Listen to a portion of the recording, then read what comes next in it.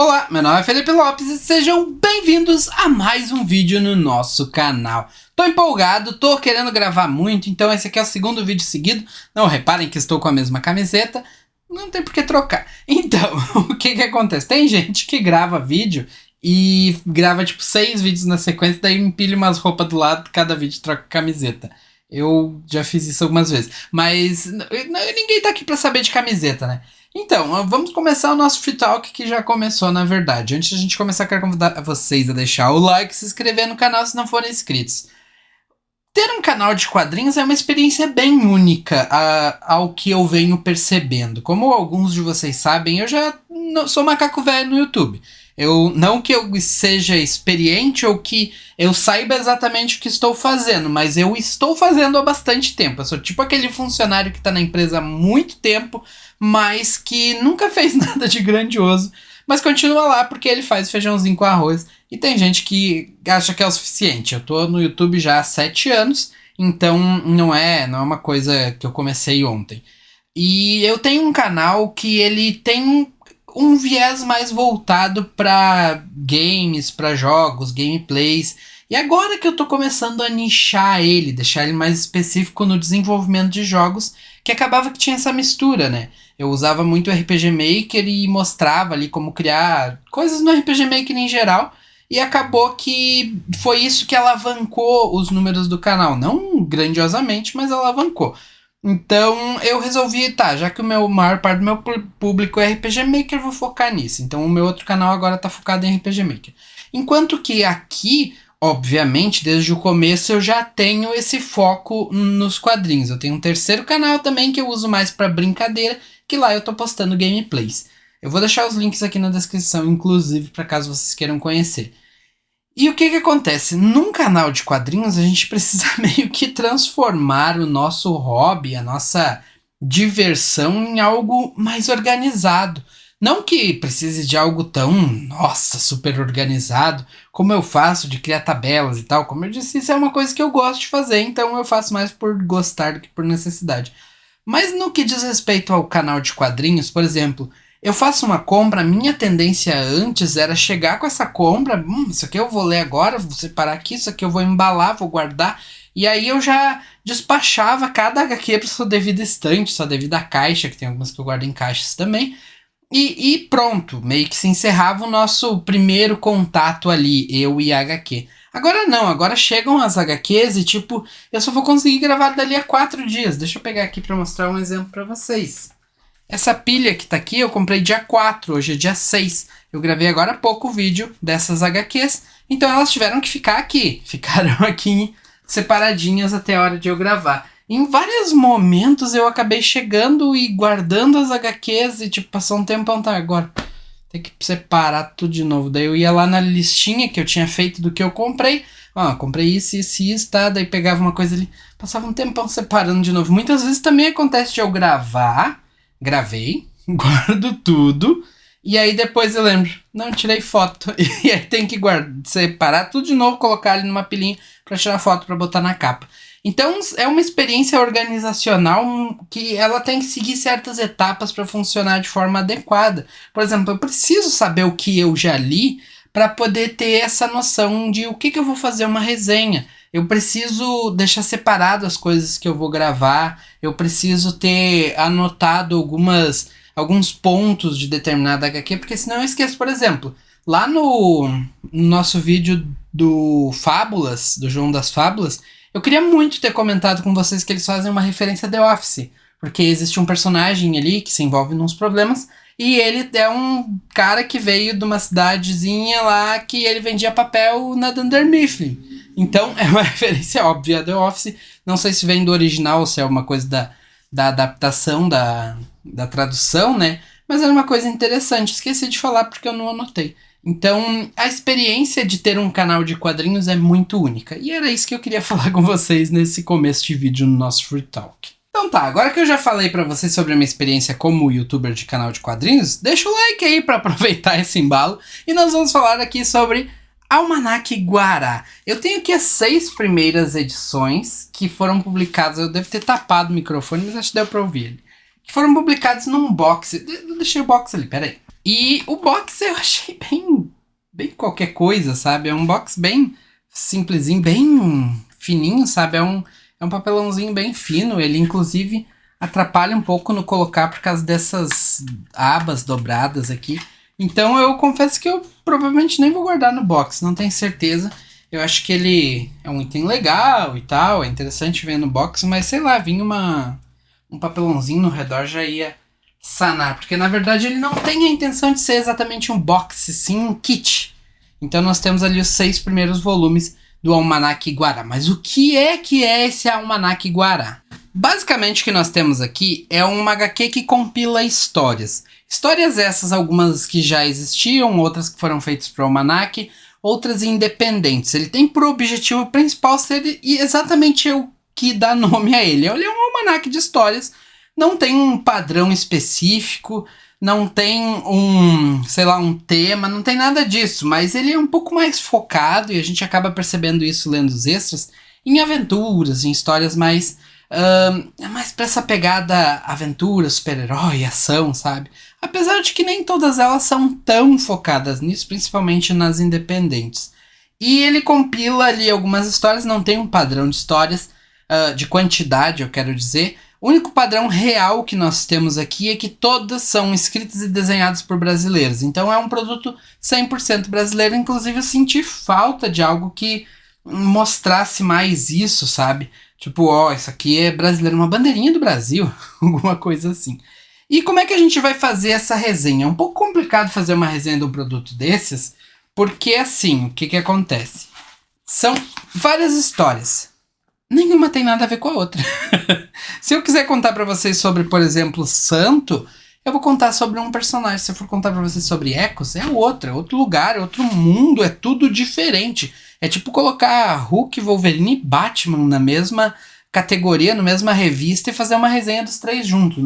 Não casa. Então o que eu vou fazer aqui, para que a gente possa elucidar e que vocês possam ter uma noção do que esperar desse produto, eu enumerei aqui as histórias, coloquei em quais volumes elas aparecem, para vocês terem uma ideia até de quanto demora para elas concluírem, e vou dar um resuminho de cada uma. Depois desse resuminho, eu vou falar mais ou menos o que eu achei, de forma mais resumida possível, porque é muita coisa, e posteriormente no final eu dou ali mais umas pinceladas. Então, a começar por Santo, que é um personagem, ele é uma espécie de Constantine. Ele é um Constantine brasileiro, ele encontra ali certas anormalidades sobrenaturais e ele vai até esses locais para poder resolver. O personagem é muito carismático mesmo. Eu tenho a sensação que no momento que eu vi ele, que ele começou a conversar, eu queria ser amigo desse cara aí. Então, ele já consegue ganhar na questão carisma. Mas meio que morre aí. Pra mim, pelo menos. Eu acho que o mundo em que envolve ali o Santo, ele tá muito esquecido se comparado ao personagem. Meio que tá muito tudo nas costas do carisma do personagem, que eu confesso que nem lembro o nome. Acaba não tendo uma especificação do que é esse mundo, como é que são as coisas ali. Eu sei que quase tudo ali faz parte do folclore ou de algumas religiões brasileiras, mas eu, particularmente, não tenho esse conhecimento para ter esse conhecimento prévio, para saber o que é exatamente. Então, a HQ eu sinto que ela não subestima a inteligência do leitor, esperando que o leitor já conheça muito dessa cena em que ela se encontra. Mas não é o caso de todo o leitor, né? Então eu acho que falta um pouquinho mais dessa ambientação, sabe? Esse mundo ao redor do personagem. Então acho que ela tá muito contida nisso, tá muito focada no personagem em si e esquece o redor. Então acho que esse é o ponto principal da HQ. Fora isso, ela é bem interessante. Ela tem ali no volume 1, no 2 e no 3. Ela não fecha. Aparentemente pode existir uma sequência no 7, 8, 9, 10, vai até o 12, o Almanaque Guará. Não sei nada do 7 em diante. Então por aqui eu tô falando só do 1 ao 6, tá? Depois disso nós temos Ecos, que é uma história distópica num futuro apocalíptico à la Mad Max, onde existe um grande prédio. Achei muito legal o conceito. É um prédio que está enterrado dentro da terra.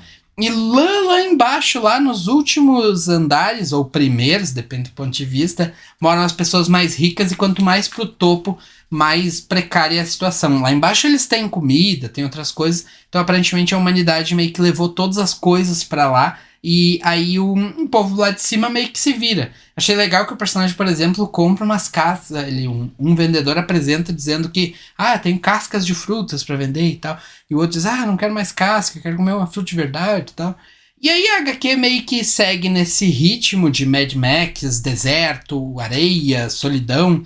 Só que aos poucos ela leva para um outro mundo com muita grama, muito verde. É uma ambientação totalmente diferente. E eu sinto que não deu tempo de maturar, sabe? O que nós temos ali são alguns personagens que saem numa jornada para cumprir uma missão que uma outra personagem deu para eles.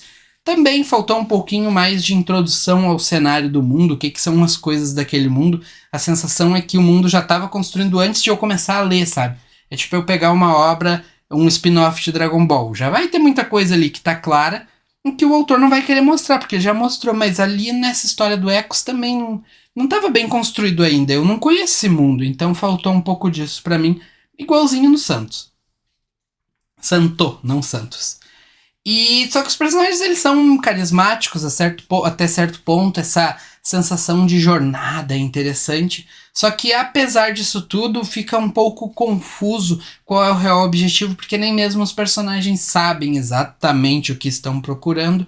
E aí meio que eles passam isso pra gente. A ambientação é linda, tudo é muito bonito graficamente falando, mas perde um pouquinho na questão da apresentação desse mundo, que consegue sim fomentar a nossa curiosidade, mas não entrega exatamente. Mas a história mesmo assim ela consegue te carregar. Pra mim, Ecos é uma das melhores aqui, e só falta realmente a apresentação maior deste mundo que ele pertence. Agora aqui, eu não acho que é a melhor, aqui eu tenho certeza que é a melhor, que é Cidadão Incomum. Ao contrário de Santo, que trabalha muito com o sobrenatural dentro do mundo real, e de Ecos, que simplesmente pega o nosso mundo e leva para outro canto, em Cidadão Incomum nós temos um personagem que adquire superpoderes e decide agir como um super-herói no mundo real. Então nos outros cenários nós vemos o nosso mundo sendo levado para uma coisa mágica e tal, e aqui a gente vê uma coisa mágica sendo trazida para o nosso. Então a gente já sai de partida conhecendo o cenário, porque a gente sabe como é o nosso mundo, né? A gente vive nele. Então nós temos ali o nosso personagem principal, o Kal-El, se eu não me engano, inclusive referência ao Homem de Aço, né? E ele tem superpoderes, ele é muito, muito poderoso, só que ele não tem noção do que ele pode fazer. Achei interessante, por exemplo, que ele fala que, eu não sei se eu sou imune à prova de bala, como é que eu vou testar isso? Não dá pra simplesmente testar se a gente é imune à prova de bala. Tem que esperar acontecer alguma coisa pra saber, né? Ele voa e tal. E aí ele se envolve numa treta ali com um dos criminosos que ele não sabe como proceder. E tudo isso fica muito claro que aconteceria na vida real com um adolescente ou um jovem adulto que se visse com superpoderes. Então a história é muito palpável. Inclusive ela vai ganhar uma série de TV, pelo que eu entendi. Não vi notícia disso em nenhum lugar, a não ser na própria HQ. E é bem bacana. O mundo de Cidadão Incomum é grandioso, me lembrou muito o mundo de Invencível. Inclusive, o Cidadão Incomum tem um spin-off. Não é bem um spin-off, é uma outra. Ele é um universo compartilhado, né? Então tem um outro personagem que aparece, que é o Tito, que é um personagem com um poder muito, muito bacana. Ele basicamente controla a realidade. O que ele pensa existe nos olhos da pessoa a quem ele está transmitindo aquele poder. Então ele consegue criar monstros, ele faz o que ele quiser com a mente dele, e tem algumas pessoas interessadas nesse poder dele, e acaba gerando também mais algumas questões que são palpáveis para o mundo real. O Tito, ele aparece no volume 5, é uma história única e fechadinha. Inclusive é legal que o mote principal da história do Tito é que ele pretende ir para o Rio de Janeiro para poder conhecer o Cidadão Incomum, ou é São Paulo? São Paulo, eu acho. Ele pretende ir até o Cidadão Incomum, porque ele acha que o Cidadão Incomum vai ter resposta sobre o poder dele, porque ele também não sabe o que é o poder dele. E nós temos o Cidadão Incomum nos volumes 1, 2, 3, 4 e 6. No 5, no caso, tem o Tito. Então essa, em teoria, é a história mais longa de toda a sequência aqui dos 6 volumes. A Ecos, eu esqueci de falar, ele vai do 1 ao 5, tá? Então são 5 histórias e meio que fica em aberto. Depois nós temos a história 17 e 138, que é uma história que é mais ou menos, eu acho que ela quis passar mais informação do que ela consegue, que é um personagem, um rapaz que ele é um pai de família e tem suas dificuldades financeiras, ele acaba conseguindo emprego numa carreta furacão e passa muito trabalho ali, se envolve com uma arma e eu não gostei da história, essa é a verdade.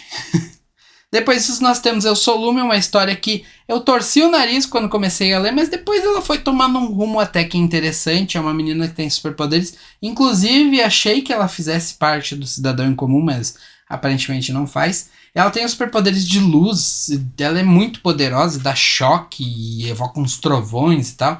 Só que ela tá bem perdida também, ela não sabe controlar os poderes dela, não sabe como agir com aqueles poderes. Ela não tá tentando ser uma heroína, ela, ao contrário do Cidadão em Comum, ela tá tentando ser uma menina normal, mas ela acaba sofrendo ali algumas dificuldades para fazer isso, até o desfecho é bem interessante, mas qualquer coisa que eu falar aqui vai ser um spoiler.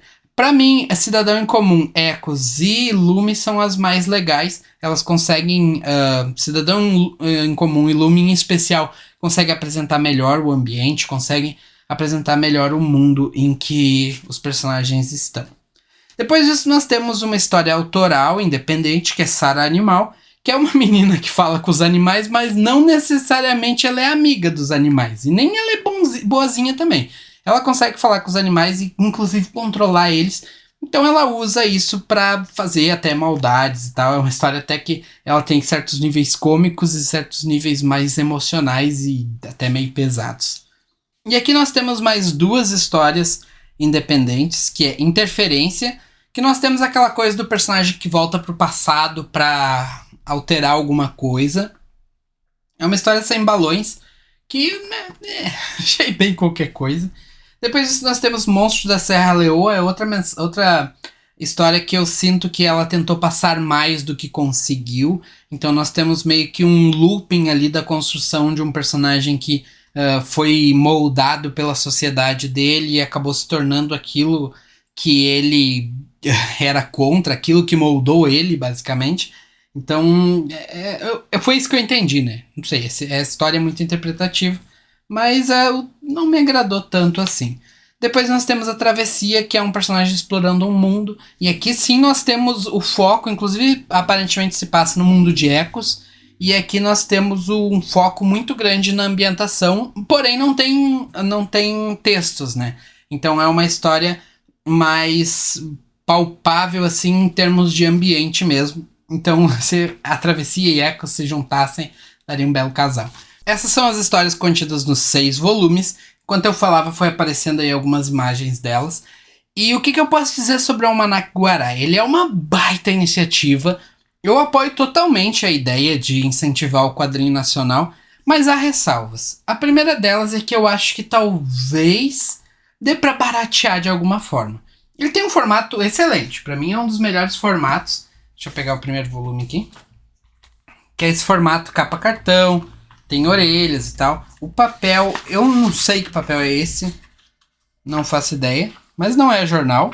Também não é offset. Acho que é Pollen Gold, acho que é isso. Não tenho certeza. Mas não sei, eu acho que dava pra baratear mais.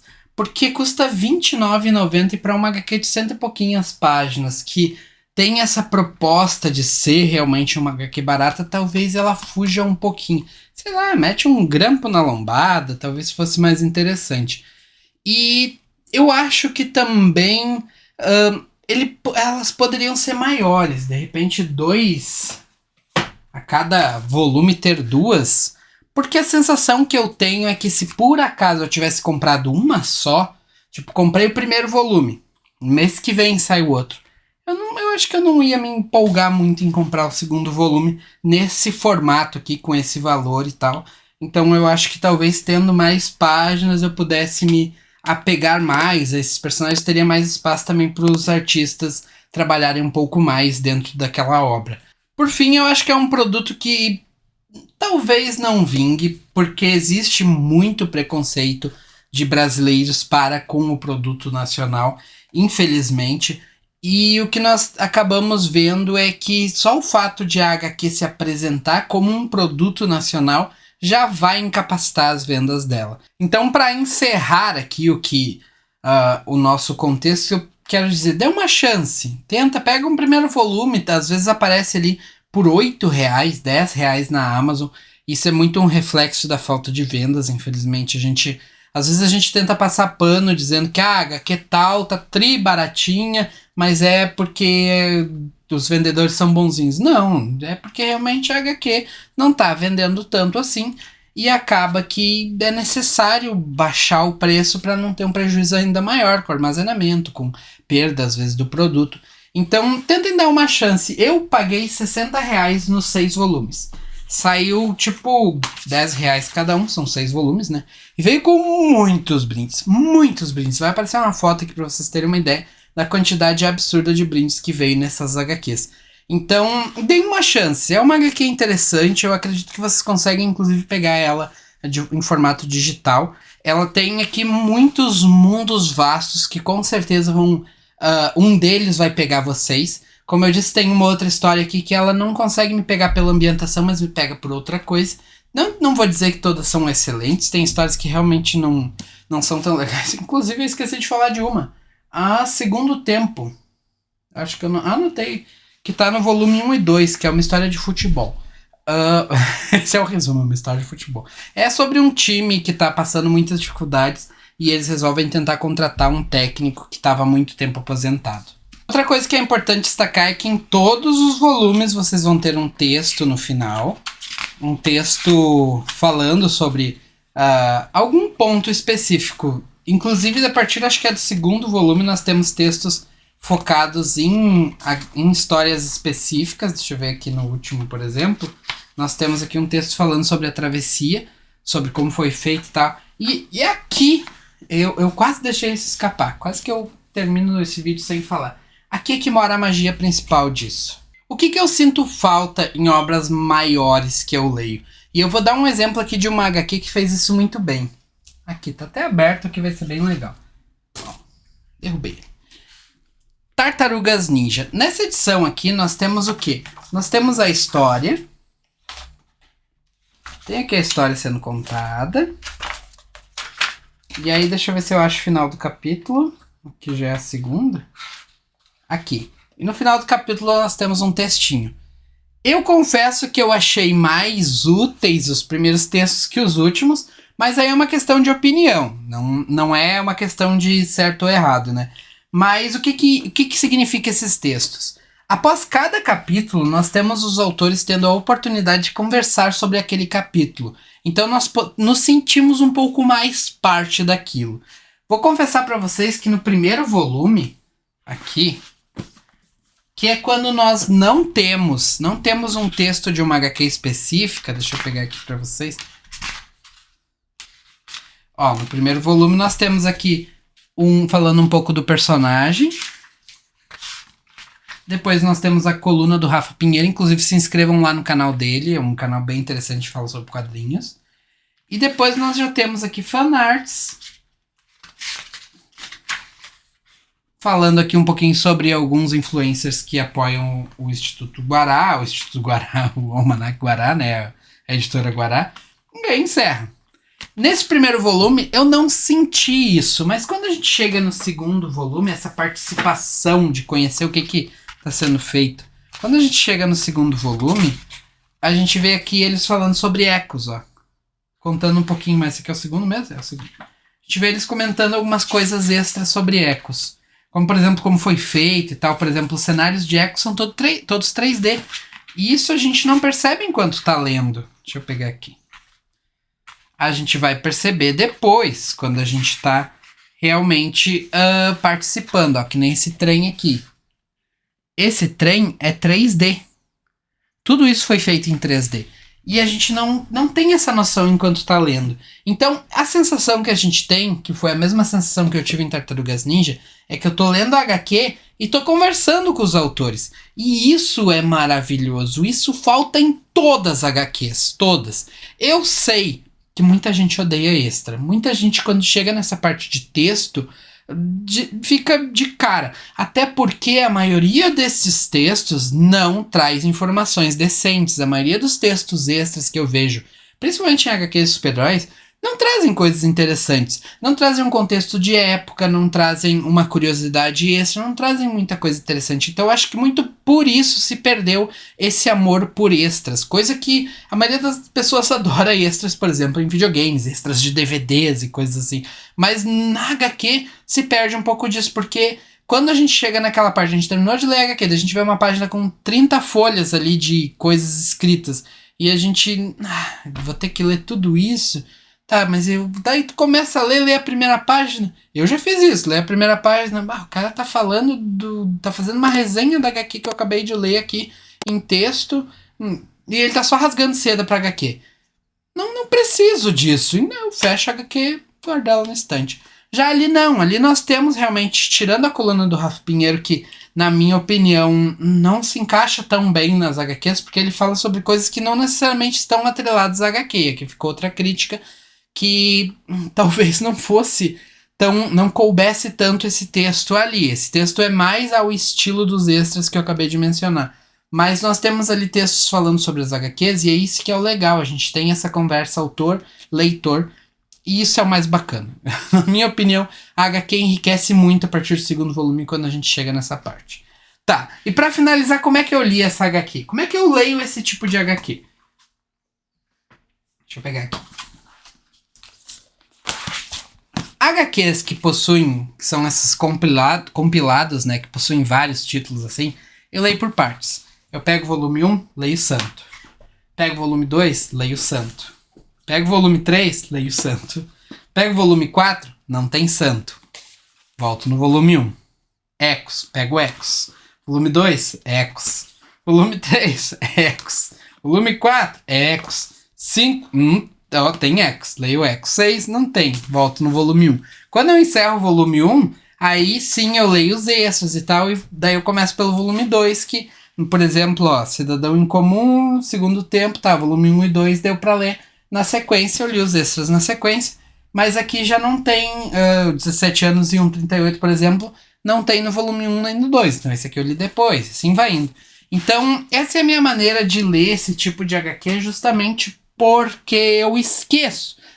Eu prefiro ler toda ela, que daí eu vou ter pelo menos um resumo na minha mente do que eu li, do que ler uma, outra, depois voltar lá no começo. É como se eu pegasse 4 gibis diferentes e fosse ler os 4 na sequência, uma parte de cada vez, e já era. Não faz sentido pra mim. Isso é um problema do formato?